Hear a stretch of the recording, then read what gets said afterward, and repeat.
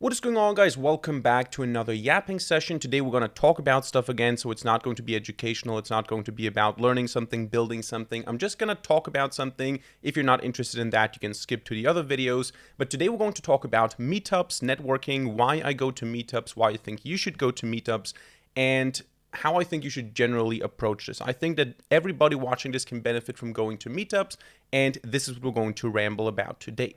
So if you like this video, let me know by hitting the like button and subscribing, but now let us get right into it. It's not a game, it's a rich thing.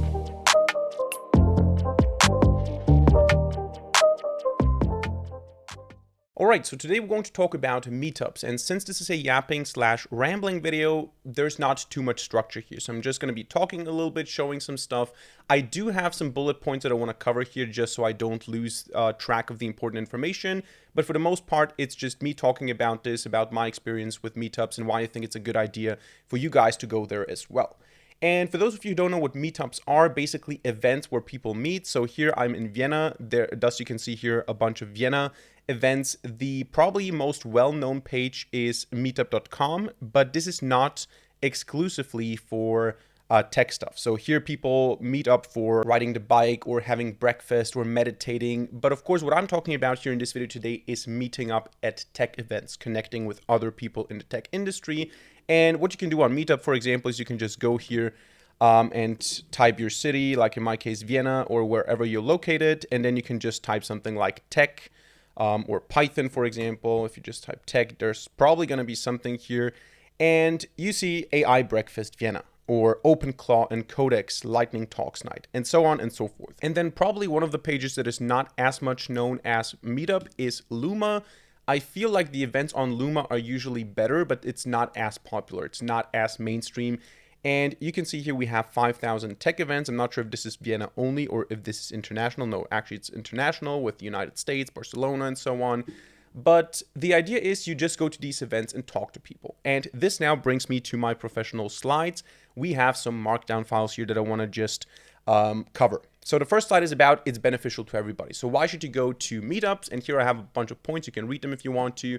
Essentially, I think no matter what you're doing, unless you want to be unless you just want to have a job and ignore everything else, unless you just want to get paid and that's it, I think going to meetups is very, very beneficial to everyone. Founders can find co-founders, investors, clients.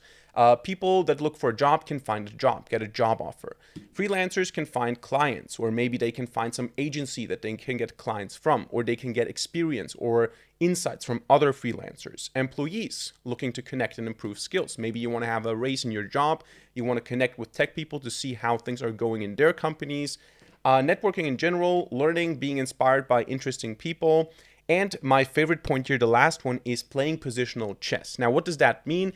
It means that you don't go to a meetup to achieve something. You don't go to a meetup because you now need a client. Let me go to 5 meetups until I find my client, or I need a business partner. Let me go to meetups to find a business partner.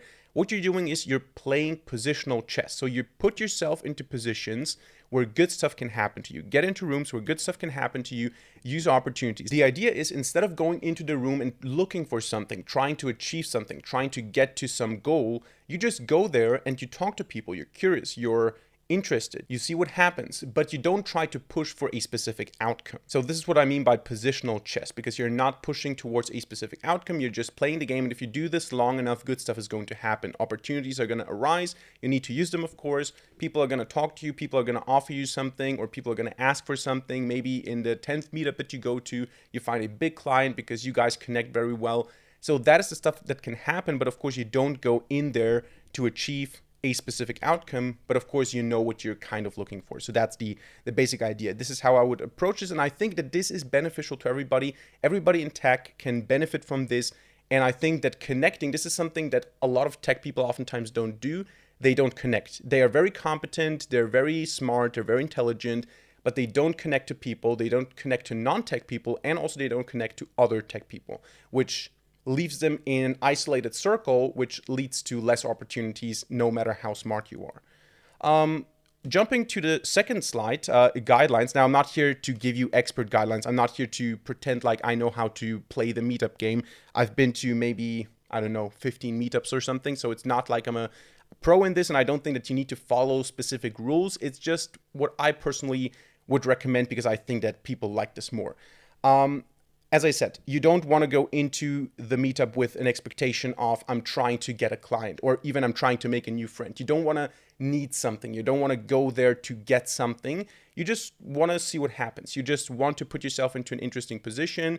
Maybe you're interested in the talk. Maybe you're interested in the person giving the talk. Maybe you're interested in a company that's there. Just be there, talk to people, be open, see what happens. So be open for good stuff to happen, positional chess again, be curious about the people, see what you can absorb from them, inspiration, motivation, insights, whatever. If connections happen, if you add some people on LinkedIn or WhatsApp and then you connect and then you build a startup, fine. But overall, just be open and see what happens. And one thing that I would recommend, and I haven't done this myself, I have been to a club years ago where I did some public speaking, but I never spoke at an event. And I think that at a certain point, if you attend meetups over time, or if you're just competent from the very start because you have a lot of experience in an industry, it also makes sense to give a talk. Because if you give a talk, people are automatically going to want to talk to you, especially if the talk is somewhat good, because you're now the authority in that room. So this can sometimes be very useful for networking. At least I've seen it happen. When people give talks, they're like automatically perceived to be a special person in the room. And yeah, this is also what I wanted to say before. The network is extremely important. No matter how competent you are, success and all the outcomes are oftentimes associated with who you know, who you connect with. And then finally, we have the channels and apps that I would recommend. So we have Meetup, as I already showed you. We have Luma. These are like typical event pages.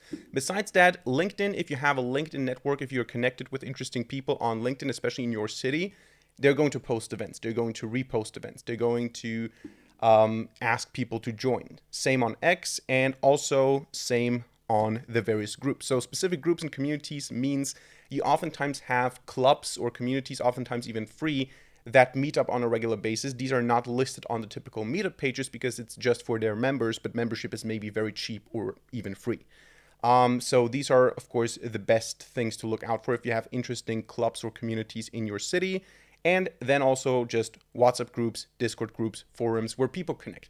So the overall message here is try to connect to people. I think it's very beneficial to connect to people in the tech field due to a number of different reasons that we already talked about. And again, I don't want this to sound like a motivational coach type of thing. I'm by no means an expert in any of this. I'm not a networking expert. I'm not a meetup expert or anything like this. I just want to share this mindset here because I myself go to meetups and I meet up at tech events on a regular basis just because interesting stuff happens from there. And oftentimes it happens years later.